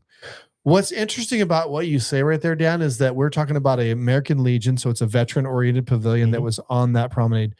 There is in the works right now between the Chamber of Commerce and the Galt Veterans Group and the city and the railroad, and we're trying to get some help from Congresswoman Matsui and some other people to get a pavilion, a gazebo, basically. It's called the Veterans Gazebo is what they're calling it, built in the park on the promenade with some things that's going to be like a veterans memorial / pavilion that can be used for events. Like you can have a band in there, you can have like speakers speak, and it's to have community events down there, but it's also going to be an ode to veterans. They're in the works of trying to we have an architect that designed the whole thing. It's already, all the plans are already been drawn. They were all donated pro bono by someone who graduated from Galt High School who no longer lives in the area. He came in, he donated his time. And so they got the plans. They look really cool, but it's, raising the funding. The fundraising for it hasn't started yet. They're working on right now, trying to get currently permission from the railroad. That's where the Congresswoman comes in. So that's in the works right now. So, that picture that's in this on the screen right now, if that was a summertime dance, people would be very hot. How hot do you think everybody was in that picture? Well, they drank plenty of ice water and have shade. So, all right. Next picture is going to be coming up. I hope those are like silk dresses or something.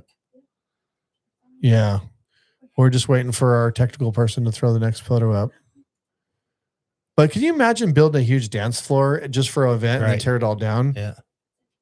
Oh, that's it? I thought we had we do have a couple more. They're coming. Yeah. So yeah, they're just in queue. So this next one is going to be the 417 Club. Oh. Look at those cool signs on the top. Look at the Coca-Cola one. The club, as it was referred to. So this building right here is actually the building that we are in right now. We are at 417 C Street in our studio. This is the Chamber of Commerce building, but our studio is within the Chamber of Commerce. We rent our studio in the back area of the building. And this is, or was, the 417 Club. So, and the 417 Cafe. Yeah. Steaks, sandwiches. Steak sandwiches. It'd be very cool to have that sign, though. Oh, yeah. And look at that. Such an inviting place. You can go in there and sit in the window. It looks like they got a neon sign that was in there. I don't think I was ever in the club. Well, I used to go in there as a kid because I lived around the corner from it. We would sneak in there. I don't remember ever stepping. And there'd be like old timers in there drinking and stuff. And they'd be all, you kids, get out of here. And then there was a back entrance. And we would like run out the back entrance and stuff. I don't know why we tried to sneak in there, but we were starting to sneak in there. Yeah. Corky says those dudes look tough. They do look tough. Look at those pants. Rolled up pants. Yeah, rolled up pants. Yeah, especially the guy in the back. He does look tough. He looks like he could whoop some ass. Oh, sorry. This is a PG show. Sorry. But they got the boys and the dog. This is one of those instances, though, too. I've talked about it where if people have old family photos, right? If your grandparents pass away or your parents pass away and you inherit everything, and you have these photos, you don't know what to do with these photos, check with your historical society, see if they're interested in them, because it's not always about the people in the photos. Sometimes it's about what's behind the person. So like this instance, we may not know the people that are in these photos, but the picture of the club, the picture of the signs, the picture of that tells a story to your historical society. Yeah, we want to know who the tough guy is. Do they want to know who the tough guy is? It'd be We'd love to great know. if somebody could identify that. Yeah.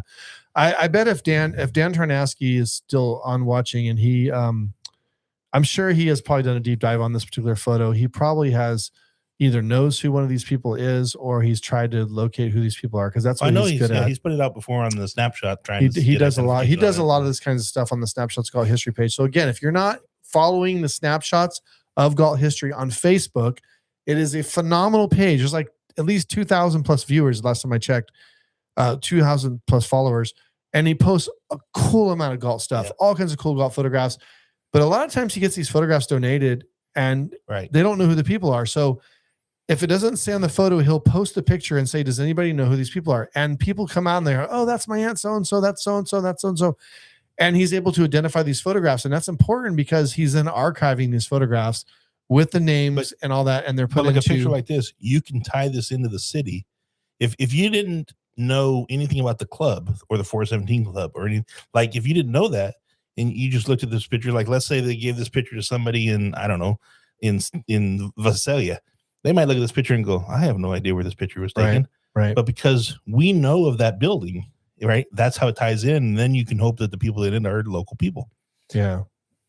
Yeah. Anyways, great. So I also sent, I think we have one more, right? Oh, we have a couple more. So here is Marvell Food Store. Now, people that don't know Galt are like, what in the heck? So obviously based on the VW bus there, that looks like a 70s bus, probably maybe could be 69, 70. This is probably around the early 70s, I would guess, based on that. But well, it could be, could be much later, but I'm also looking at the pickup trucks over on the left. And those look like late 60s trucks, early 70s trucks. So look at the blue chip stamps. Heck yeah. Sale day. This is when they used to take, so look in the window. This is when the supermarkets used to have those big pieces of like butcher paper, right? Yeah. And they would just handwrite 69 cents. Like, look at the fact that you see stuff that's less than $1 is nuts. Yeah. Nothing is under $1 anymore. Yeah. Nothing. 69-cent pork chops or hamburger or. Well, I mean, I guess there could be something like 69 cents a pound. Or limes, you can get limes for 25 cents each. No, but I mean, you could get something by the pound. So it's possible that you not see much anymore. No. So there was newspaper racks on the left, and there was a sliding door that slid door. So if your people are wondering, that not familiar where this is, that exact entrance right there is the entrance to the little mall where, excuse me, Yanni again. Where the Las Islitas. So Las Islitas is in the back. Yeah. But this is the entrance to the front. So there's like, there's two entrances. There's multiple businesses in that hallway that goes down. But anyways, bottom line is that's where that's at. So this is C Street. So directly across the street from where this location would be Little Caesars Pizza. And if you were to go kitty corner from this going like to the left would be Denny's. So that's where this is at. This is that little horseshoe parking lot. This is on C Street. Yeah. So we didn't shop at Marvell. We shopped at Shopping Cart. And Shopping Cart was the other store, and that was over where Stratton's Pizza is, right? I remember the night Marvell burnt down. I was helping the firemen next to Fairside School to our sure no cars ran over the water hoses. Oh my God, that's funny. To make sure no cars ran over the water hoses. What a story. That's crazy. Yeah. So Shopping Cart was over where Stratton's Pizza is. Right? But then later, so this is where it gets complicated. Okay, so you had Marvell there, and you had Shopping Cart over where Stratton's is. But then Marvell moved over to, Shopping Cart moved over to where AutoZone is now, right? So Shopping Cart was there. Yep. And then Shopping Cart went out of business, and Marvell then moved from here over to that spot. So they all swapped spots a few times. Yeah. We used to go in there and get donuts after church on Sundays. Maybe that's where I have a love for donuts. The Shopping Cart. Yep. Man, we had two big. It was my connection to God. Here's the thing. So, I mean, we have a lot of grocery stores in town now, but we had, two big grocery stores. Well, you also can't forget about Galt Supermarket. Right. So you had three stores. So you had Galt Super, Marvell, and Shopping Cart. All the same All three when Galt was probably 5,000 people, maybe 5,000 or less. Yeah, or less people. Mm-hmm. Yeah. So I mean, yeah. Yep. All right. Next picture. Here, yeah, I knew we had some cool pictures. This right here is a cool picture. Mm-hmm. So, folks, this is a 1930, we think. This is basically you're standing on the railroad tracks at the Galt Promenade, looking towards Old Town. That building in the back that says Alderman's on the top, that is where my coffee shop is now. That is where the coffee shop bakery is today. There was 3 big windows on the top. Those windows actually still exist. Yep. But they're boarded up on the front. There's a facade now that covers them. But behind that facade, I've been in the attic and those windows are still there.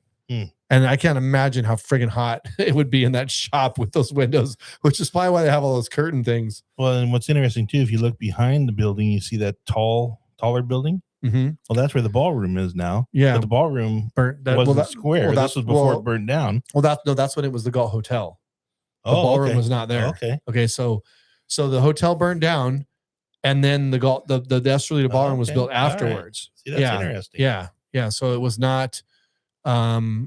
This picture, Nate Potato says, reminds me of the famous lunch atop the skyscraper. It does, with all the kids with their newsboy caps.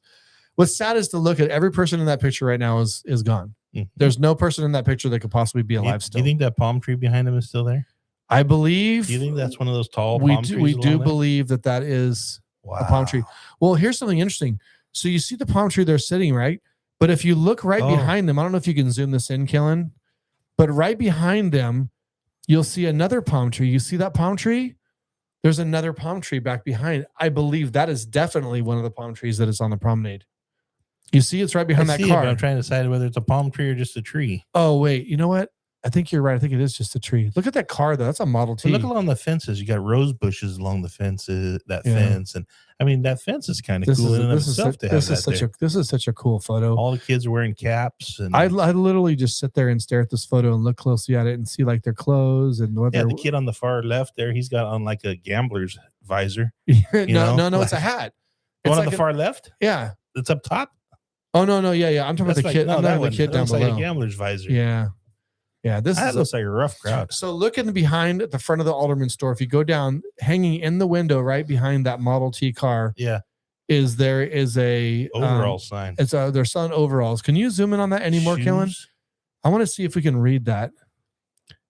It says that's about as good. Something overalls. Something for the road. There's a road, I think. Something on the road overalls.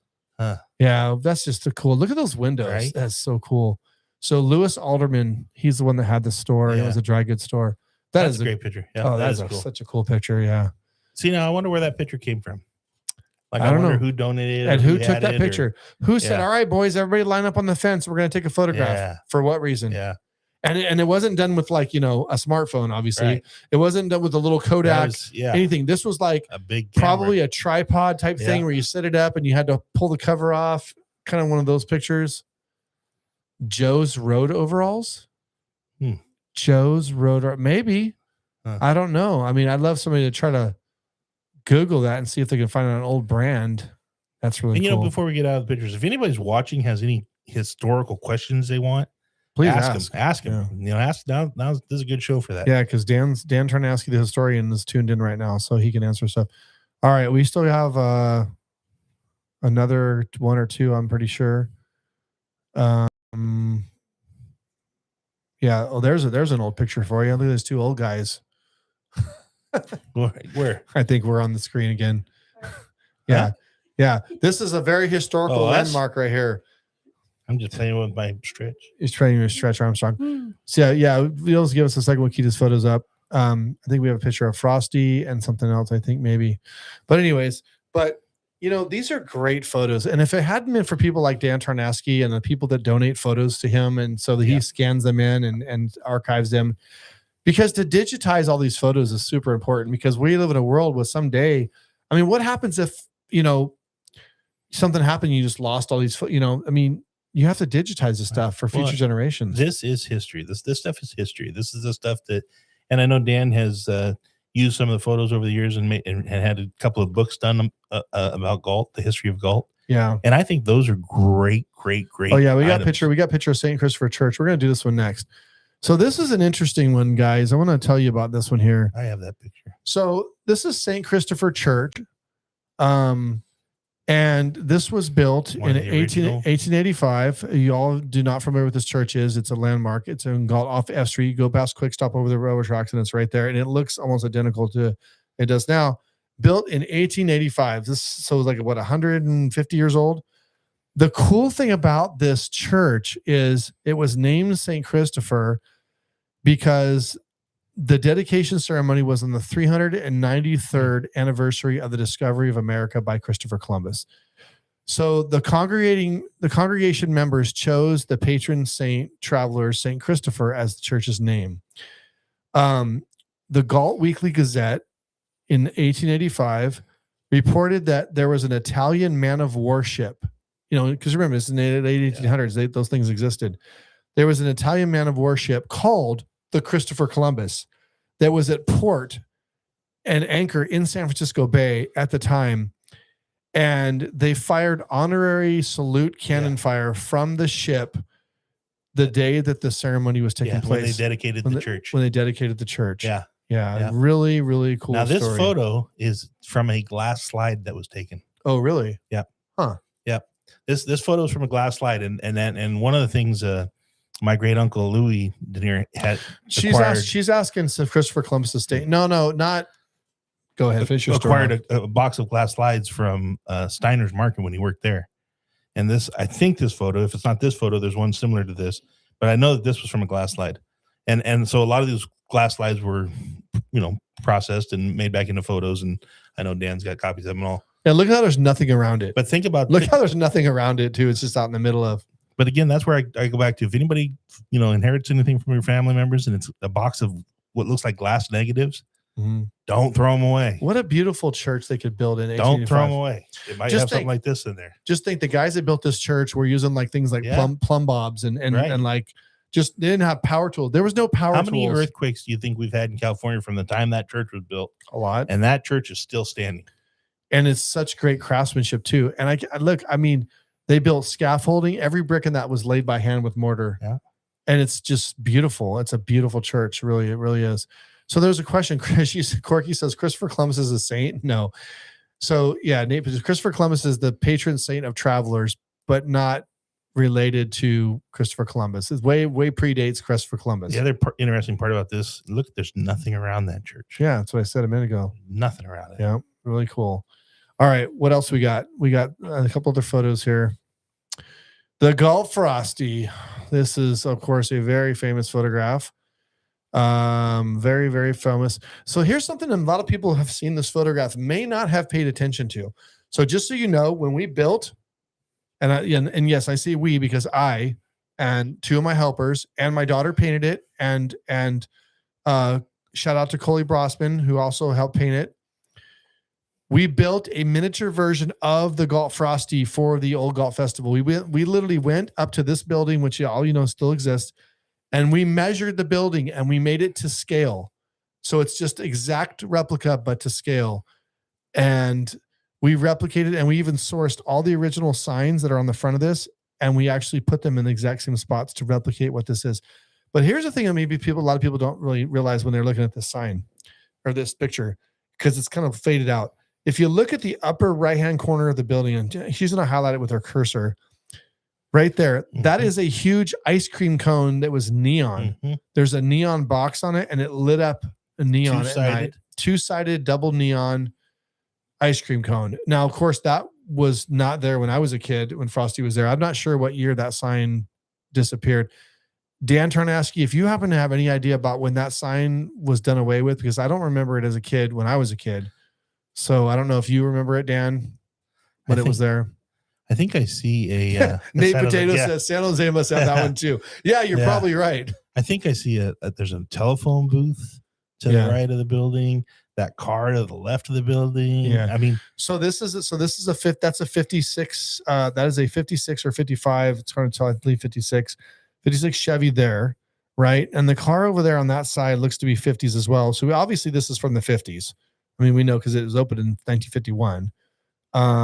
Dan says I can ask the Hatchell family. That would be great. I would love to know when that sign was taken down.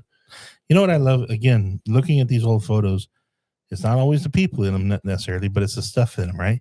But like if you can like really kind of zoom, you don't have to zoom in, but if you really were to sit there and take like a microscope or whatever, magnifying glass and look at like the one girl that's standing off to the left, you know, is that like a warrior on her shirt? Is that there's like, you know, like there's the clothes there's and people the that style some and of those the people signs that are there.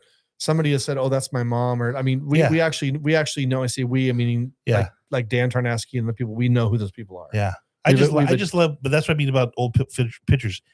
There's so much to digest in them. Do you think? Well, here's what's cool though. Let's just think about this for a second.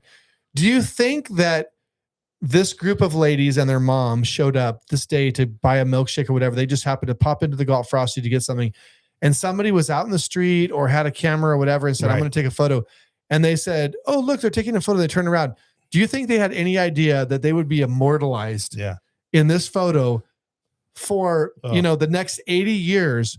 And when every time somebody talks about the Galt Frosty, this is mainly one of the main photographs that gets circulated. This is probably the oldest photograph of the Galt Frosty that exists. And we're looking at it, and these people are immortalized in that photo. Says they look like cheerleaders, and that's what I was kind of thinking. I believe they are. Wondering. Yeah, but go stand out in the middle of Lincoln Way and or C Street and take that picture again.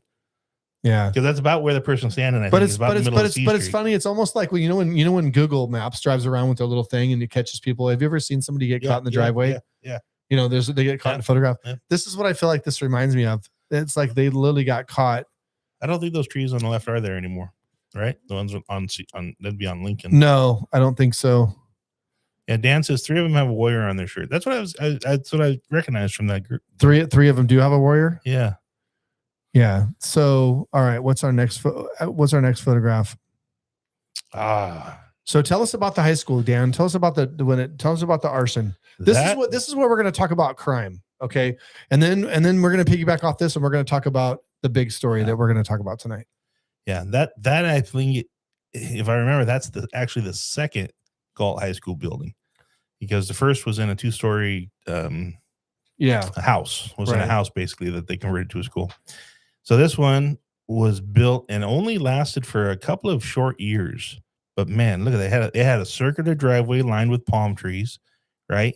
It had that Greek architectural design to it, right? Beautiful, beautiful school. And what happened to it? It got burnt to the ground. Yeah, by arson. By an arson. Right? Well, that's what they suspect. I don't know if they proved there was a custodian or maintenance guy that was, I don't know if he lived in the school or whatever, but he's the one that discovered it. But the fire hose had been used in the back of the building the day before to put out a brush fire. So by the time he ran to the back to get the hose from the back of the building to come to the front of the building, the fire had already engulfed most of the building. By the time the fire department was able to organize and get there, the building was fully inflamed. So what they did at that point is they then focused on saving the outbuildings, which were part of it around the perimeter school.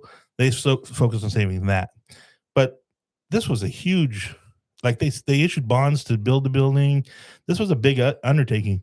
And the belief was that there was an arson who was making his way through the valley because another school had burnt, I think, like the day or two before. This happened right around the 4th of July.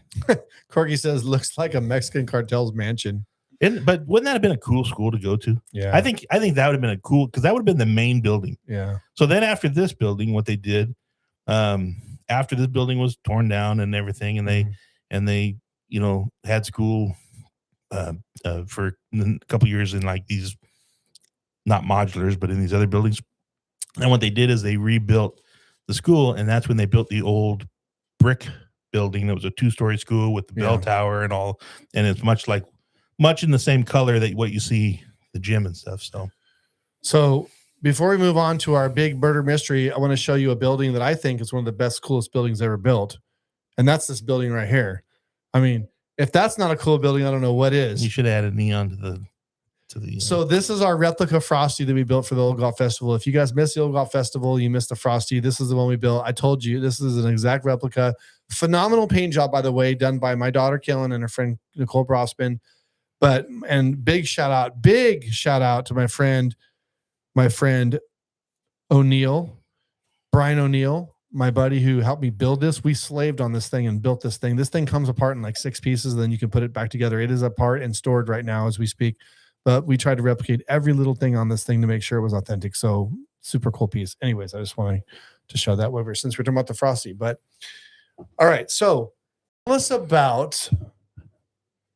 about this big thing that happened 100 years ago today on March the 18th, 1926. So today is the exact day 100 years ago. What happened in the city of Galt? Everybody knows a lot of the familiar road names, right? You got Basso Road, Simmerhorn Road, Cost Road, some of these. But Marengo Road, if you live in Galt, if you ever lived in Galt, you know Marengo Road, right? Yeah. So in 1926, there was a gentleman, his last name's Goins. I don't remember his first name. Anyways, he started a crime spree. John Marion Goins. There you go. He started a crime spree in Stockton. His wife was getting ready to divorce him, or at least that's what he was under the understanding of. So why was she going to divorce him? I don't remember. So does it say? It says that he was building her a house. So first of all, she was a Podesta. So if you're from Stockton, Podesta is a big Stockton name, right? So she was upset with the house he was building. She didn't like it. But he also had some of her family, so he has in-laws, were living there, and he felt like they were like being disrespectful to him. Yeah, he felt like they were conspiring against him, right? And so he got very upset about this and very paranoid. And again, to skip forward, but yeah, she was gonna. He felt like she was gonna ready to divorce him, whatever. So go on. Right. So he had heard that she was going to, but it's also believed that he had maybe some mental illness going on, which based on what the crime that he did, I would believe it. But so he, on the morning of the 18th of March, 1926, 100 years ago, he shot and killed his wife. He then shot and killed his wife's sister. Yep. He then shot and killed a lady in Stockton who was the wife of a very prominent attorney. Yeah, see, I didn't see that in the article that I read. The attorney, at one time, this guy was the head of the California Bar Association, the attorney. Yeah. So he then shot and killed her because he had gotten word that the attorney was going to represent, or the wife had talked to the attorney about filing for the divorce. So we believe that the story I read was that he actually went to their house, the attorney's house, knocked on the door. Their son answered. He spoke to the son at the door. Oh, I got that. Yeah, the son then called for the mother. She came to the door. But the idea was that they believed that he was probably actually going to kill the husband. George McNoble. But the husband was out of town. He went to visit George McNoble, his son. So they killed the wife. He shot and killed the wife instead. Yeah, right. He then got in his 1926 Dodge and drove to Galt. The top speed for a 1926 Dodge was around 40 to 50 miles an hour. Yeah. So think about that, going from Galt. Like, we can make it from Galt to Stockton pretty quick. Right. In 1926, driving a 19, So he shot him with a 38 caliber revolver, by the way. Okay. He then drives to Galt. He goes to the Marengo family home. And I don't know exactly where the home was located or was located. I don't know that exactly. Goes there. At one time, he had lived in Galt. This Goins had lived in Galt at one time.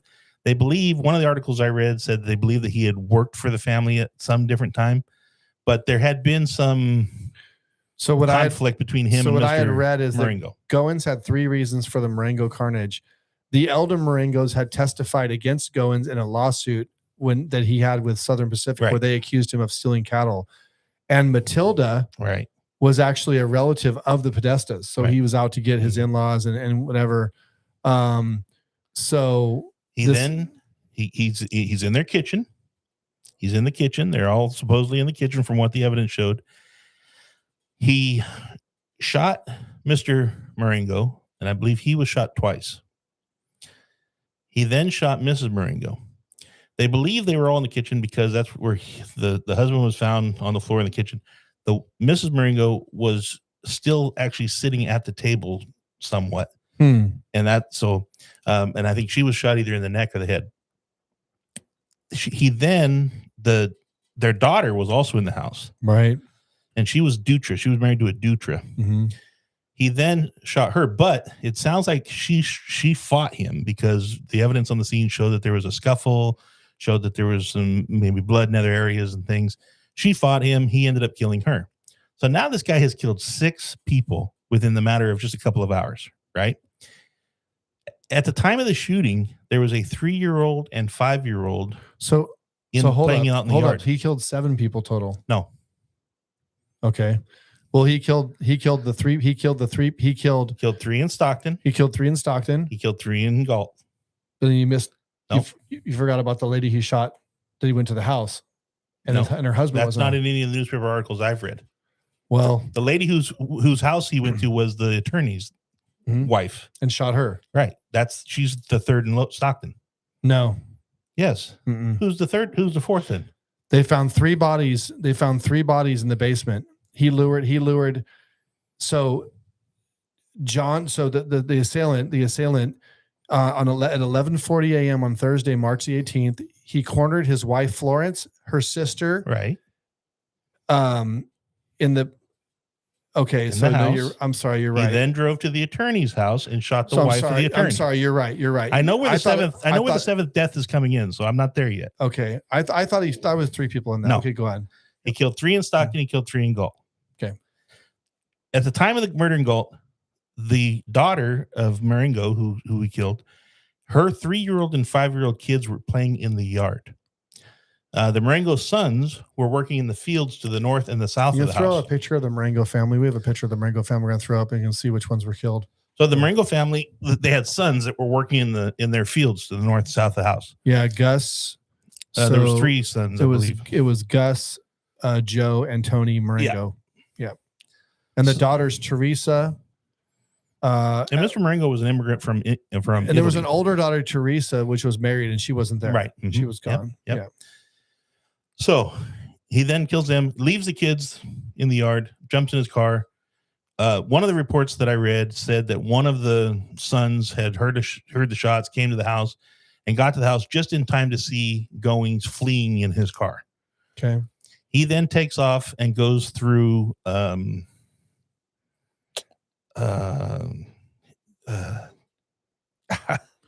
up here by Harold. What's the town? There used to be a town. It's you keep anyways, going. I'll come back. He flees off, take off. Clay Station. He stops at Clay Station, gets gas there, asks for directions to Folsom, takes off there. Now, after the shooting in Stockton, one thing that's interesting is after the shooting in Stockton, they had police officers stationed on the road from Stockton to Galt, on the sides of the road with rifles, waiting for him to come through. What he did, though, because he was familiar with Galt, is he took off on a side road and made his way the back way into the Marengo property. So he didn't actually come through the highway coming from Stockton to Galt at that time. And that's where all the cops were stationed looking for him. Anyway, so then he made his way up through El Dorado County. At this point, he's in a police chase. The police have spotted him up there. They spot him up there, gets in a police chase. He shoots at them, right? In the 1920s. Think about the old movies where they're, shooting out the... Yeah. He then takes a gun and kills himself, shoots himself in the head, crashes the car. So that, I think, is where the 7th death of the event would come into place. But it's not his victim. But it's not his victim. Yeah. So the photograph here, so you have Mr. Marengo, obviously, and Mrs. Marengo, they're the parents, right? So this picture, I was told by Dan Terneski, this picture was taken quite earlier. Right. This was not the age of the people when they got killed. Right. Because the 3 boys you can see down the front, they obviously were older and they were working on the ranch, whatever. The daughters were both so the daughters, with kids So so this is the Marengo family, and the girl on the far left with her hand on her shoulder, we believe that's the daughter who was shot and killed. So she was killed. So from left to right, she was killed. Mr. Marengo was killed, and then skipping over to the wife, there were the 3 that were killed. So, which, if you ever go to the Galt Cemetery, you'll find the gravestones for the Marengo family. Yeah, and you know what's weird is I've been out there and I've seen, and I believe it's one of the tall ones. I've never really looked close at their headstones to see that the dates of death were all the same. Right. If I would have saw that, I would have been like, wait, why are the death dates all the same? Right. That would have been bizarre. And I stumbled down this story like 2 months ago. I think I was, I stumbled down 2 months ago. Does the same thing on the headstone? I wonder, like murdered or any kind of whatever. I don't think so. Or I don't killed. remember. I've seen because they did that back in the days. They put like stuff like that. Yeah, I don't remember. Yeah, probably not. But there's other twists and turns to the story. Okay. One of the newspaper articles that I read described Mr. Goins as a one-legged realtor. Yeah, I know. I saw that. Okay. I saw that. And now this is 1926. Hey, let me ask you a serious question. This is a serious question. Would you buy a house for a one-legged realtor? Sorry. But my question is, we have all our realtors up on the wall that are our sponsors, they all have two legs, I assure you. Go ahead. My question, which I haven't gone down yet, but I'm somewhat curious to find out how he lost a leg, because again, anything after 1920, you're thinking maybe something in the World War I or maybe something. Maybe he shot it off. He may have. He also, I think, had a son in another article I read, and he had written out a will basically that said what he wanted done following his death and stuff. So another thing, this was such a big story in California at the time. 6 deaths within a matter of just hours, right? Yeah. 6 deaths in California, 6 murders. Do you think that'd be a big story today if it happened in Galt? I think it would. I think it would. Think? Yeah. A prominent family? Yeah, I think it would. A prominent family. And the Marengos were very, very well known at the time. In fact, we were talking about gas stations earlier, and Marengo was part owner in a gas station in Galt. Really? Did you know that? Yeah. So also, but at the time, one of the newspaper articles said this is for California history, this was only the second time in California history at that point where there had been a murder of 6 people. And the first one had been in 1896 in Santa Clara. Mm. So this was huge. It's a big story. And you know what? And the narrative, the moral of the story is people are always talking about Galt, like, oh, we got crime, and crime's so bad because all these people live here. We had some fun, like crazy crime things that have happened. You like an arson burning the high school down in 27. In 1927, you had murder in 1926, and then you had like in 1935 there was a story about the guy who robbed the Bank of Galt with a machine gun, with a Tommy gun, with a Thompson machine gun. Right. I mean, any of these things by themselves would be huge. But you go to some of the other stories, like I was going down rabbit holes. 1989. Mr. Famasi was killed by those 2 guys out in the field. Yeah. I think it was 78. Lon Brooks was killed. He's a farmer, a rancher, killed out in his field. Alcide DeMello. Like, so it isn't something that like people sit there and want to talk about crime today. So murder is not common in Galt. It's very, very uncommon. Arson was very, very rampant. But all the murders we have had have taken place way back before Galt was the size it is now. Right. So the point I make is that Galt is probably a much safer. Well, I don't know. It's like maybe things didn't maybe crime wasn't as prevalent then. So I think we have a lot. Here's my theory. We have a lot more petty crime that goes on now. We have a lot more crime. We have more crime now in Galt than we did in old days. Right. But I think the seriousness of those crimes is a lot less. Yeah. That's what I think. Yeah. But yeah, I guess that's why they call it the Roaring 20s, man, because stuff was just off the hook then. Right, I mean, people did some crazy stuff back in the 20s. And I looked up a 1926 Dodge, just so you know, Dodge sedan, and because I wanted to see what the car looked like.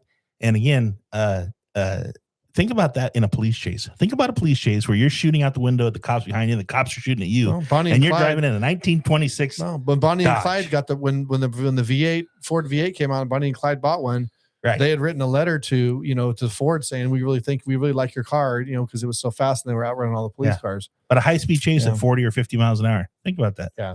But the cool thing about this story, and the reason we want to share it is this story happened exactly 100 years today, March the 18th in 1926, and we are now March 18th, 2026. But again, you know how many people I've talked to? Crazy story. You know how many people I've talked to, or even like I know you posted, Dan posted it today.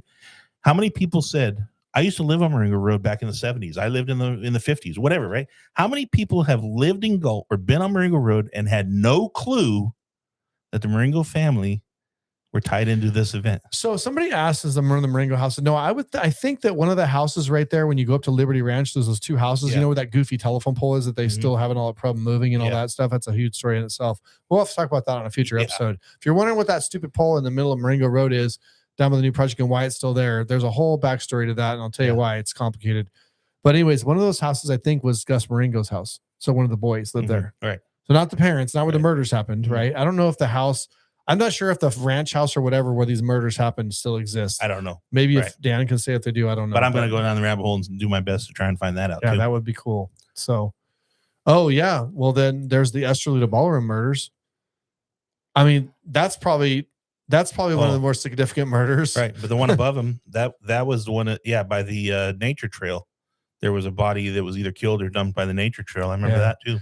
So Corky's asking, are a majority of Galt streets named after prominent families?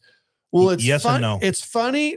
It's funny that you mentioned that because our trivia tonight is exactly that question. So without further ado, we are going to tee up our trivia question for tonight. And here it is. So we are going to list a list of names. All right.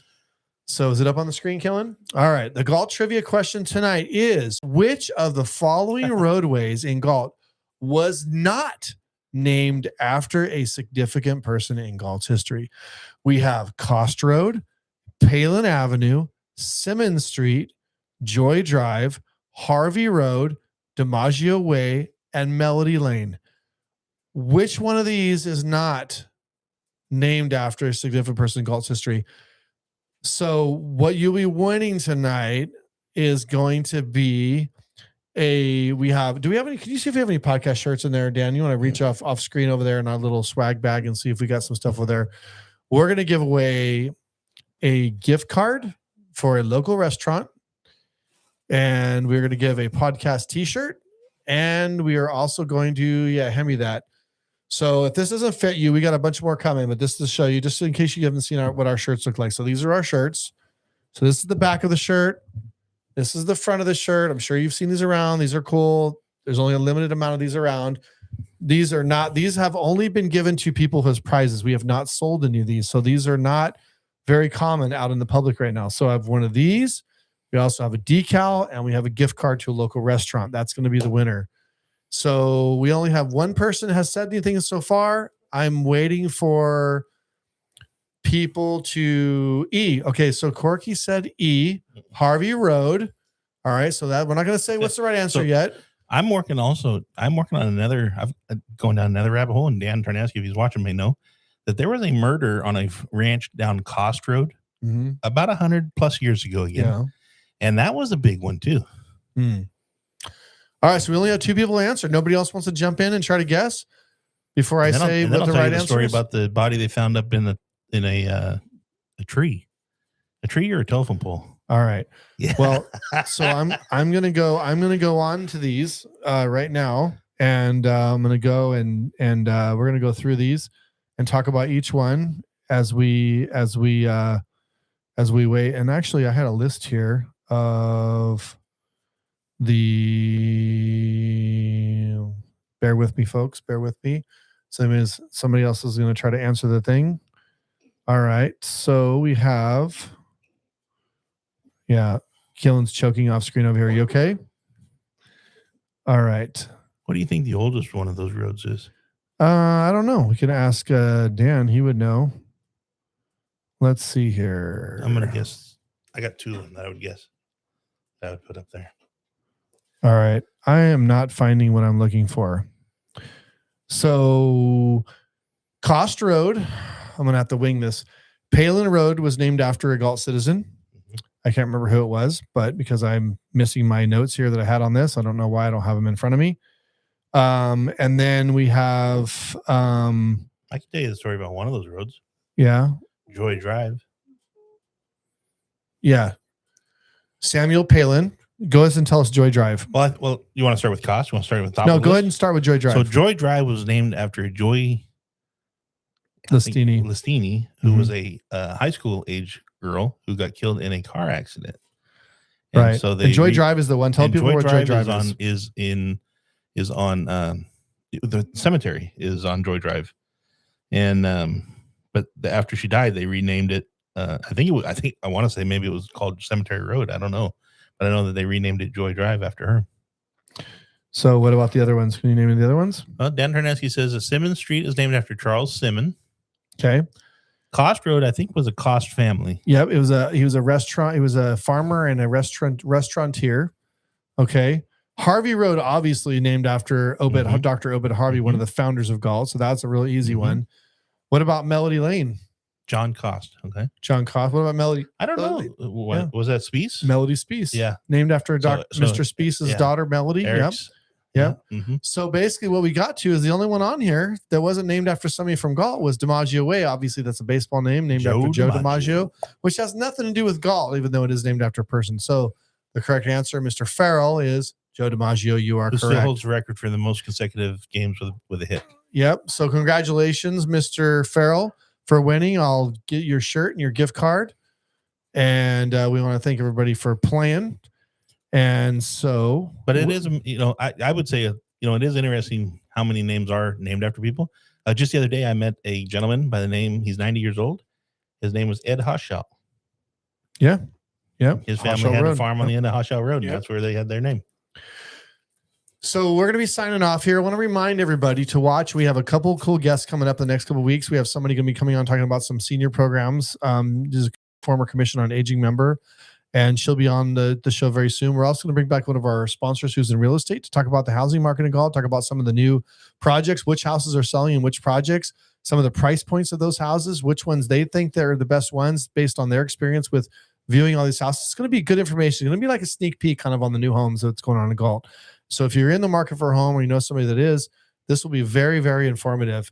And I expect that to be within the next couple of weeks. And so I want to remind everybody, please, please, please, it's very important, please, that you subscribe to our YouTube channel. I know you guys may be watching the show, but if you're not a subscriber, please click subscribe. It's very important because we need trying to hit to a certain milestone that's very important for our show.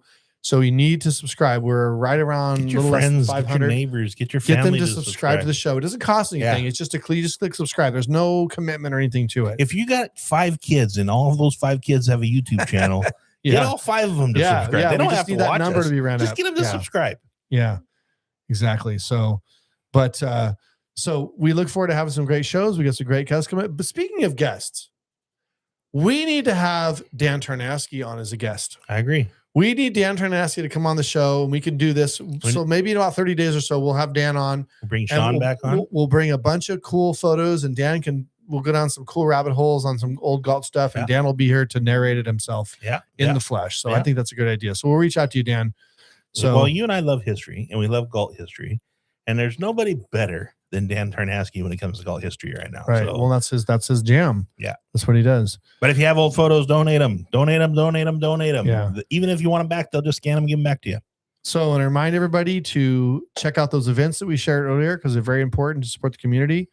I want to remind everybody to subscribe to our channel, follow us on our Instagram page, and tell your friends and family about our show. Want to give a big shout out to my daughter Killen for being behind the scenes and running this whole thing because it wouldn't be possible without her. And of course, all of our sponsors, and you know who they are. Thanks for participating. Our sponsors' names will be up on the screen momentarily. Please pay attention to those names and frequent these businesses and support them. Shop local as they support our show. So from Dan and I and Killen and all of us here at the Great American Lone Town podcast, want to make sure everybody has a great evening. Be safe, and we'll see you guys all next week. Good night, everybody.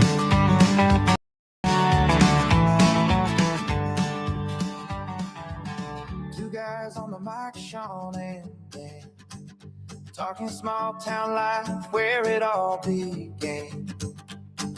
Galt's got charming stories to spare, from the city news to the country air. The great American little town, where the news is small, but the pride's profound.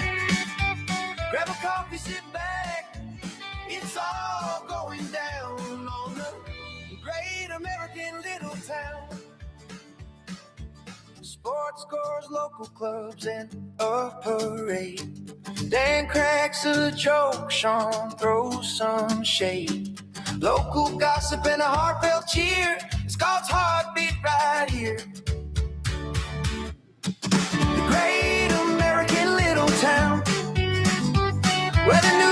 small, but the pride's profound. Grab a drink, sit back. It's all going down on the great American little town. Sean and Dan with the hometown spin. Tune in weekly and you're all in. The great American little town.